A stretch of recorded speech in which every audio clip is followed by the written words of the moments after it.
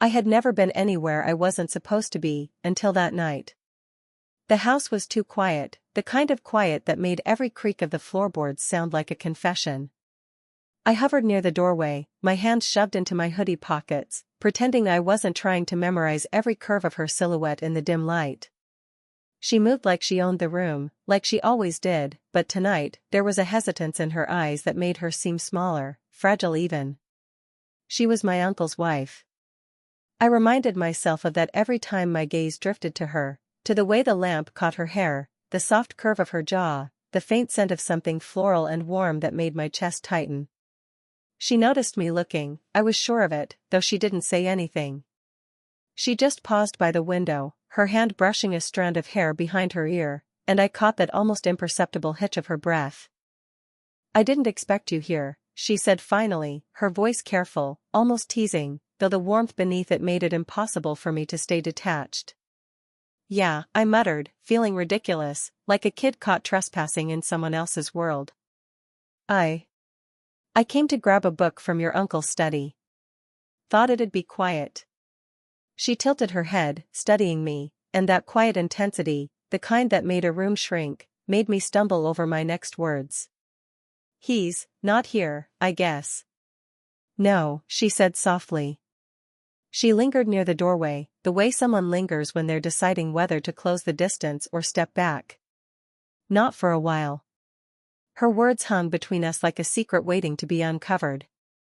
I felt the pulse in my throat, the heat creeping up my neck. I wanted to ask if she was always this beautiful when she was alone, if her laugh was this soft when no one else was listening, but I didn't. Instead, I just watched her, noticed the slight tremor in her hands as she poured herself a glass of wine, and felt a weird, almost forbidden pull in my chest. She turned, and our eyes met.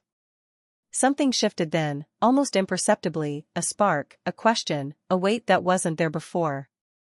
Her lips curved into a small, knowing smile, and I felt my stomach drop, as if I were teetering on the edge of something I wasn't ready to name. "You're quiet," she said, breaking the spell. "I like that about you." I blinked. I guess I am." My voice sounded foreign to me. Too low, too nervous. She laughed lightly, a sound that wrapped around me like silk, and I felt my resolve weaken. I wanted to move closer. I wanted to speak and not sound like a fool.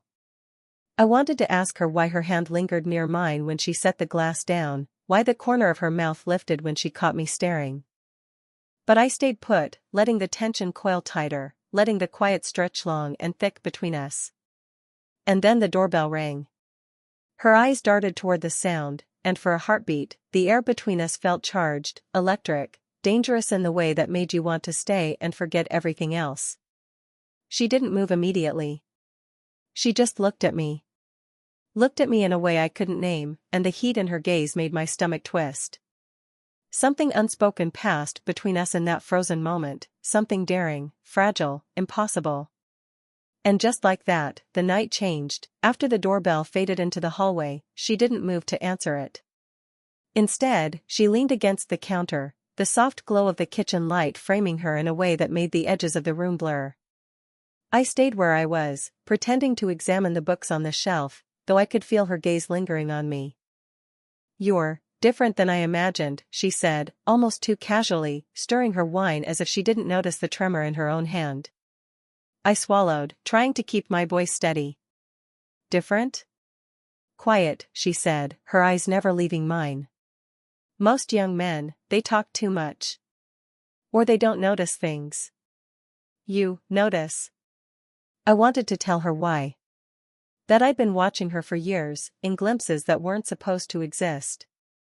That I knew her laugh from across crowded rooms, her sighs when she thought no one was listening. But I didn't. Words had a way of making things real, things I wasn't ready to admit. She studied me, a faint frown tugging at her brow. I guess I didn't realize how much space someone could take up in another person's mind without even being close. The weight of that sentence settled between us.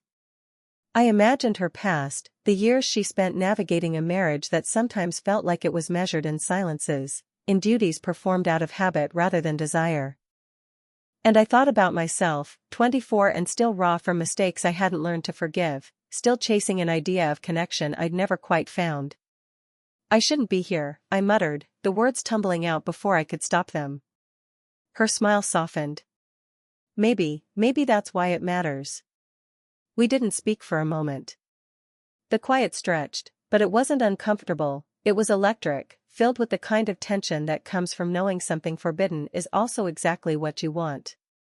I saw her hesitate as she brushed a loose strand of hair behind her ear, and then she reached for the bottle of wine again, pouring a small amount into my glass. Our fingers brushed briefly, and the touch lingered too long to be accidental. I felt my chest tighten, my mind scrambling for excuses, for rational reasons why this shouldn't feel like it did. You remember that time at the lake? She asked suddenly, and I froze. The lake? I echoed, unsure if I wanted to remember, or if I even should. She smiled, soft and private, and I realized she was recalling a summer years ago, when I had been just a kid visiting my uncle's family. You tried to skip rocks, and you kept falling into the water, she said, laughing quietly at the memory. I didn't think anyone would notice, but I did. You didn't give up. You always kept trying. I swallowed hard. I hadn't thought anyone remembered me like that, not her. Not in a way that felt intimate, that bypassed the usual distance between adults and children, teacher and student, aunt and nephew. Some things stick, I said, my voice lower than I intended. She nodded, and for a moment, we just stood there, suspended in memory and touch.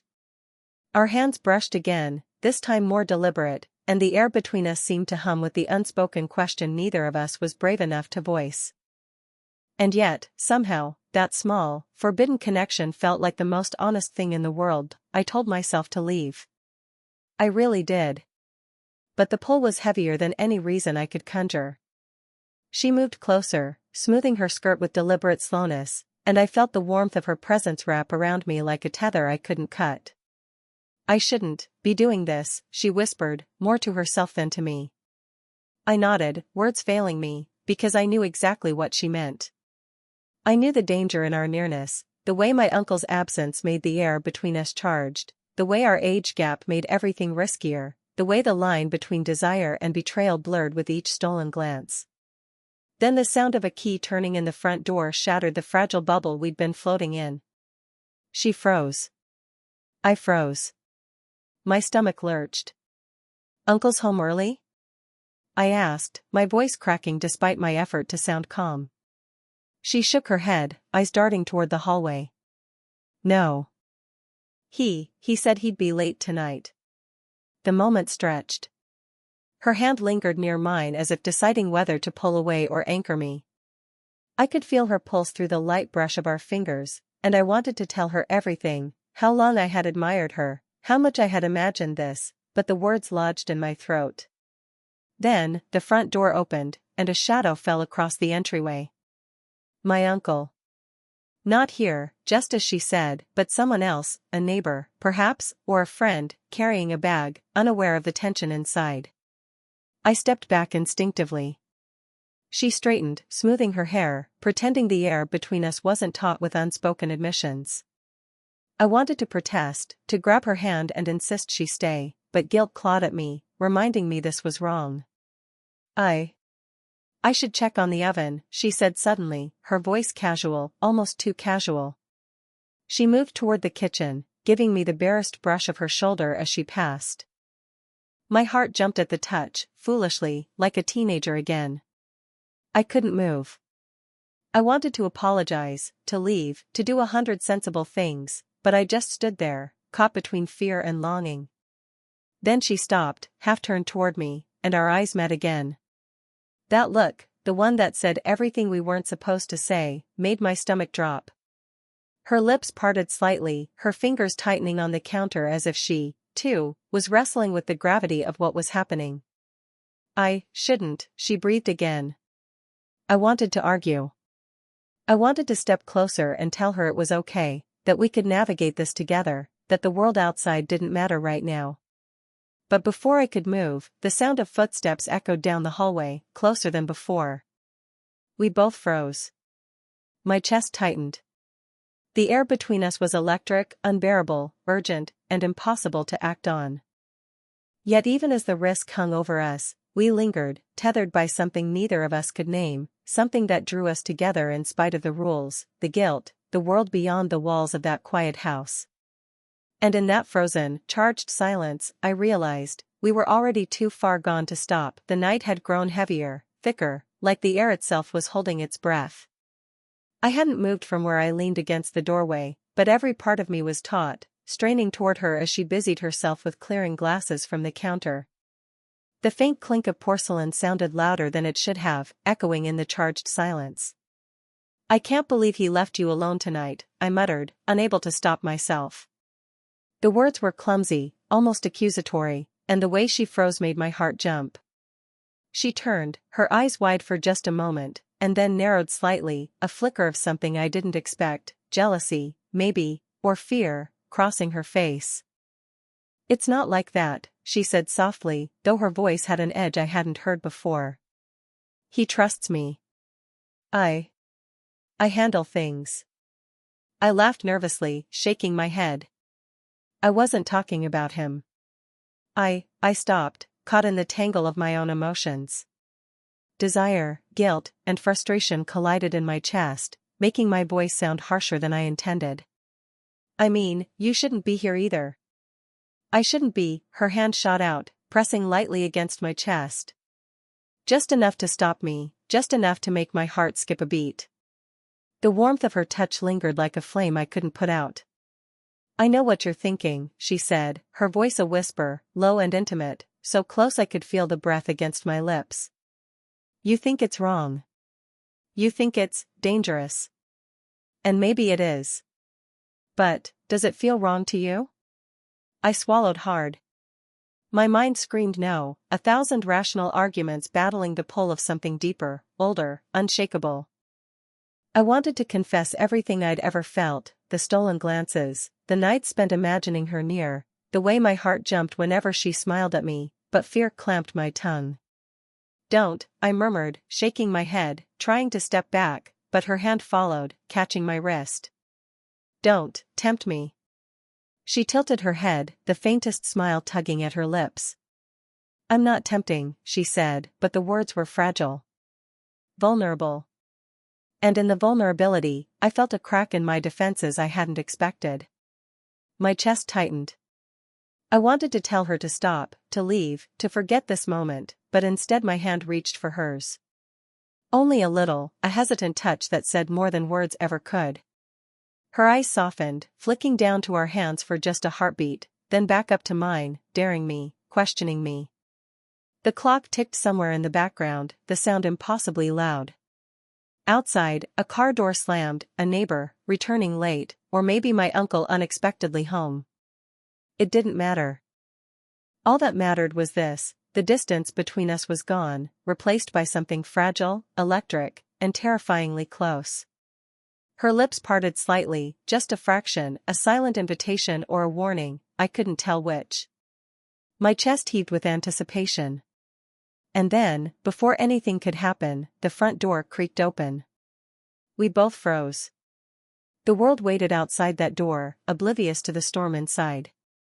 And in that suspended moment, the question hung between us, impossible to answer aloud: were we brave enough to cross the line? The creak of the front door echoed in the hallway long after the sound faded, leaving a heavier silence in its wake. I let out a shaky breath, thinking we were safe again, that the fragile tension between us could resume. But when I glanced toward her, I realized the room had changed. Her eyes weren't on me, they were fixed on something behind me. Did someone just hear us?" I whispered, my voice tight. She shook her head slowly, but there was a flicker of doubt in her expression, something unspoken that made my stomach knot. "I don't think so. Maybe just a neighbor. It's late. They probably thought it was nothing." I wanted to believe her. I wanted to lean into the warmth of her presence and forget everything else. But the way her hand twitched slightly at her side, the almost imperceptible pause before she spoke, told me she knew more than she was letting on. Before I could ask, her phone buzzed. She glanced at the screen and froze. My pulse hit my throat. I have to take this, she said, her voice small. The way she moved, hesitant, reluctant, made my chest ache. I watched her retreat to the living room, phone pressed to her ear, and heard only a murmured voice on the other end. Her brow furrowed, lips tightening, and then the words came out, low and sharp, yes. I saw him. I don't know what to do. I froze, heart hammering. She hadn't noticed me listening, hadn't seen the storm in my chest. My mind raced, someone knew? Someone had seen what we were trying to hide? When she hung up, she sank onto the sofa, hand gripping the cushions. The softness in her posture was gone, replaced by a tension that made her older, more fragile, more real. I shouldn't have let this happen, she admitted finally, voice almost breaking. I didn't think it would, who saw? I asked, my words sharp despite myself. She hesitated. It doesn't matter, she said, shaking her head. It wasn't, it's not important who. What matters is, we can't keep pretending nothing's happening. The weight of that hit me like a punch. Pretending nothing was happening? I had been pretending every second I'd been in her presence, but now the illusion was gone. Reality was pressing in, cold and unforgiving. I can't stop thinking about you, I blurted, unable to hold back. My hands were shaking, my voice low. I didn't plan this. I didn't. I don't know what to do. Her eyes softened, and for a moment, I thought we were suspended in that fragile space again. But then she looked away, biting her lip, and whispered something that nearly broke me. We're already too far gone, aren't we? I wanted to take her in my arms, to tell her it was okay, to risk everything for this moment. But outside, the world waited. Someone knew. Something had changed. And suddenly, the rules we'd been skirting felt heavier, more dangerous. I took a hesitant step toward her, hand hovering in the air, afraid she might pull away or, worse, vanish entirely. Her eyes flicked up to mine, holding mine with that same quiet intensity, and I realized she was waiting for me, to choose, to act, to risk everything for what we both wanted. And I knew, deep down, that neither of us could turn back. I stepped closer, my chest tight, my hands trembling in ways I hadn't expected. Every rational thought screamed at me to stop, to step back, to leave before everything fell apart. But the pull in her eyes, the way she held my gaze like she was daring me to cross the line, was unbearable. I can't hide this anymore, I said, voice rough. Not from you. Not from me. She didn't respond immediately. She just stood there, the soft glow of the lamp catching the curve of her face, making her look impossibly alive and painfully real all at once. Then she reached for me, hand brushing my cheek so lightly I thought I might melt under the touch. You're right, she whispered. We can't pretend. Not tonight. Not ever again. The words hung in the air, fragile but charged, as if the house itself was holding its breath. My heart hammering, I closed the distance between us, letting instinct guide the steps I didn't dare think about. She leaned in too, just slightly, and the warmth of her body pressed against mine, electric and terrifying in its honesty. I shouldn't, but I can't stop, she murmured, voice trembling. I've wanted this, wanted you, for so long. The confession hit me harder than anything else could. Years of longing, stolen glances, sleepless nights, they all collided in that instant. I wanted to tell her I felt the same, but the words felt too small, too inadequate for what was happening between us. Instead, I took her hand in mine, our fingers interlacing, and felt the steady warmth of her palm against mine. The contact was simple, but it said everything we couldn't voice. Everything we were terrified to admit. Her eyes searched mine, and I could see it there. Fear, yes, but also relief, and something fragile that needed protection. I swallowed, heart pounding, and whispered, then we'll face it. Together. Whatever comes. She nodded, leaning her forehead against mine, and the world outside seemed to fade, the rules, the risks, even the judgment. All that remained was the quiet, burning truth of what we felt, undeniable and raw. I've waited, she admitted, voice soft. I've waited longer than I thought I could. And now, I pressed my lips to her temple, gentle, tentative, and she shivered under the contact. The moment was perfect and messy all at once, unsure, trembling, human. And then there was the sound of the doorbell again, slicing through the fragile cocoon we'd built. My pulse jumped, fear creeping back in. The moment we had carved out for ourselves was under threat, a reminder that the world outside still existed, with its rules and expectations. She pulled back slightly, eyes meeting mine, and for a heartbeat, the future was uncertain. Everything we had risked, everything we had dared to admit, it all hung suspended in that single look. But despite the fear, despite the unknown waiting just beyond the door, we both knew one thing: whatever happened next, we were no longer pretending. And that alone felt like victory. The doorbell rang again, this time softer, more insistent, but we didn't move. We stayed in our small bubble, hands intertwined, breathing synchronized, hearts racing in a rhythm that had nothing to do with the world outside. I guess we can't ignore it forever, I murmured, voice low, reluctant. She shook her head, leaning into me. No. But maybe we don't have to rush either. We know what this is now. The truth between us was simple and messy at the same time. Age didn't matter here, not in this moment. The past, the rules, even my uncle's absence, they all faded into the background, leaving just the two of us standing in a quiet house that felt suddenly alive.